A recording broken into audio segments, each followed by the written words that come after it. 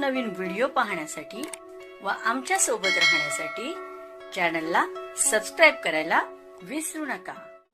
तर बघा काय माहिती आहे, राज्य कर्मचारी पेन्शनधारकांना उर्वरित थकीत डीए व केंद्राप्रमाणे 60% डीए कधी? राज्य कर्मचारी पेन्शनधारकांना महागाई भत्ता फरक केंद्राप्रमाणे डीए वाढ कधी मिळणार या संदर्भात सविस्तर वृत्त खालीलप्रमाणे आहे।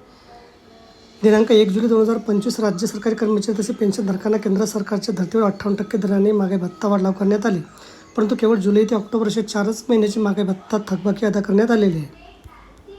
तर उर्वरित नोव्हेंबर 2025 ते जानेवारी 2026 या 3 महिने कालावधीमधील थकबाकी संदर्भात लवकर निर्णय घेतला जाणार आहे।